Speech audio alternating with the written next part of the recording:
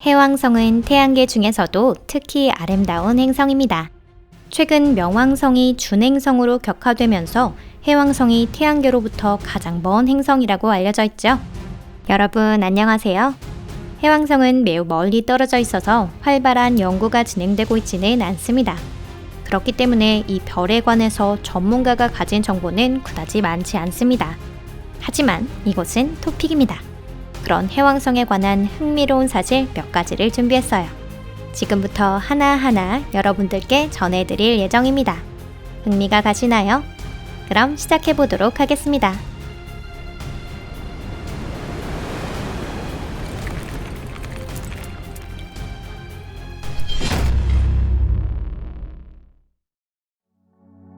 과학적 수법.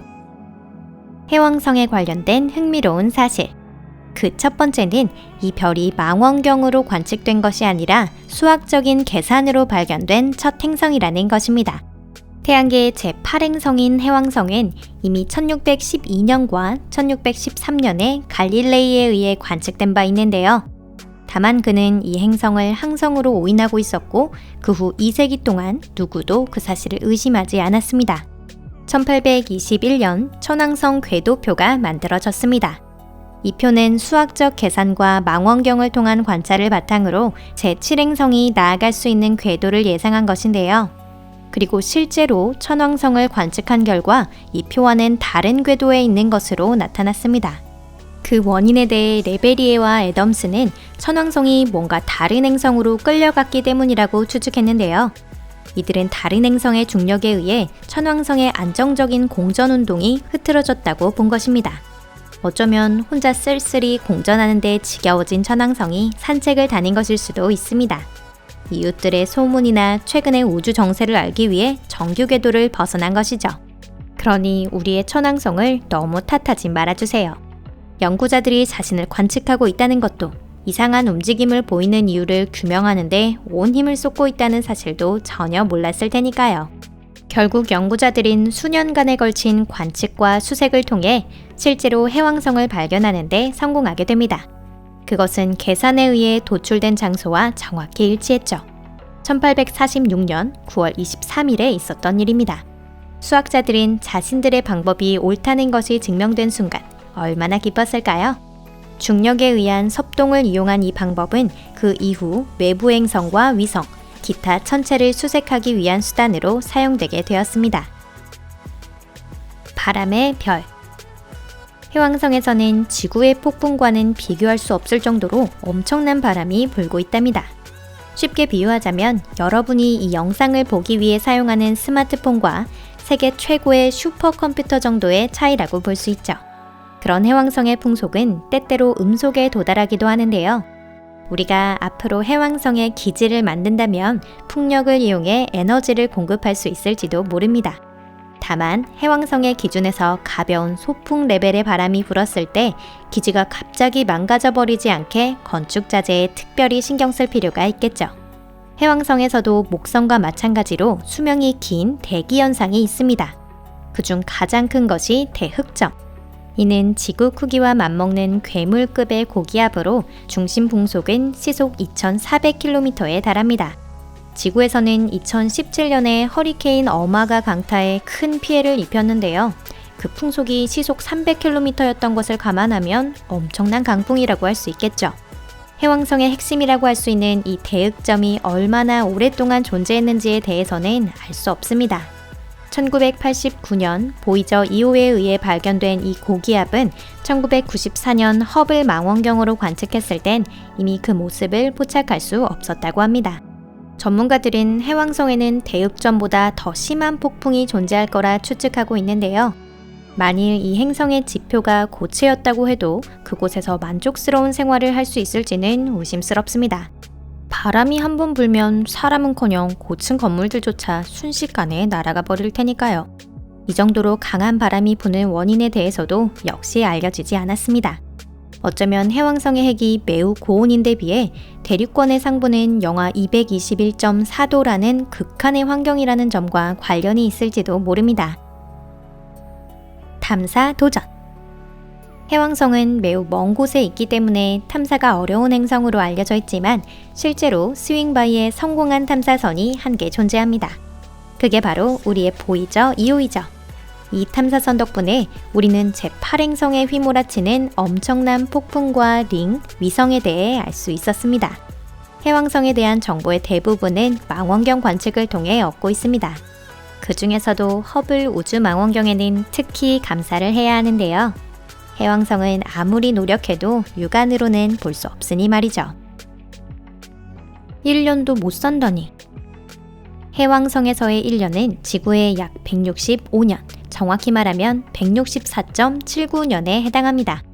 이 멋진 행성은 2011년 7월 12일 발견된 지 1주년을 맞이했는데요.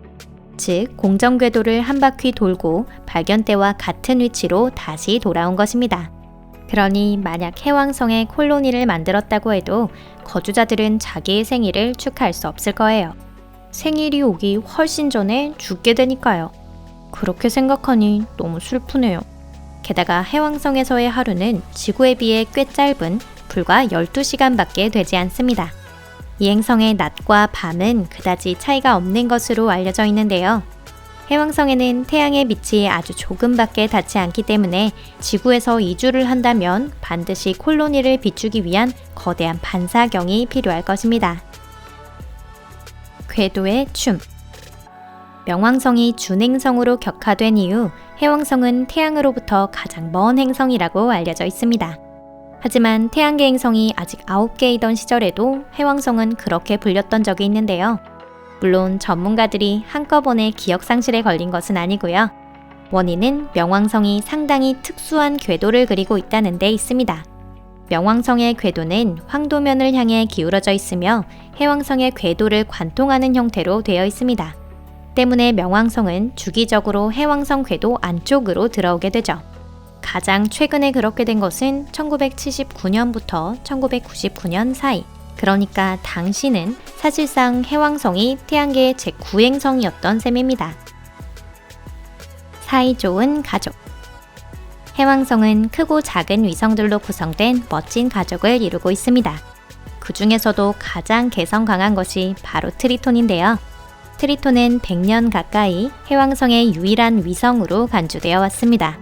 또 트리톤은 해왕성의 다른 위성과 같이 공존하는 것에 자존심이 상했는지 진행 방향이 다른 위성들과는 반대였습니다. 하지만 그로 인해 그다지 오래 살지는 못했죠. 나선형 궤도를 그리며 공전하고 있는 트리톤은 곧 제8행성과 충돌할 운명에 처해 있습니다. 보시라고는 해도 수천만 년 뒤의 일이지만 우주의 척도로 보면 불과 찰나의 시간에 불과한데요. 이 웅장한 우주의 대변동을 볼 수 없다니 안타깝습니다.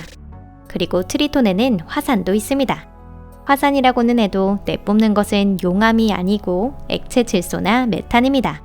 그래서 트리톤은 검은 줄무늬로 덮여 있어요. 정확한 화학 구성은 현재까지도 완전히 밝혀지지 않았습니다. 우리가 해왕성계까지 실제로 도달할 수 있다면 우선은 트리톤에 콜로니를 만들어야 할 것입니다. 그럼 우리에게 유용한 탄화수소를 채굴할 수 있을 테니 말이죠. 해왕성에는 다른 위성도 있지만 대부분 큰 의미가 없는 돌덩이에 불과합니다. 또 해왕성에는 링도 있는데요. 검고 돌이 많기 때문에 토성의 고리만큼 아름답지는 않습니다. 링의 존재는 1960년대에 이미 예언됐지만 실제 관측에 성공한 것은 1989년 보이저가 최초입니다. 해왕성에 링을 만들고 있는 것은 일찍이 이 거대 행성에 붙잡힌 운석이나 소행성일 것이라 추측하고 있습니다. 이주할까? 현재 해왕성은 거대 가스 행성이 아닌 천왕성과 같은 거대 얼음 행성으로 알려져 있습니다. 그렇다고 해서 표면이 고체인 것은 아니고요.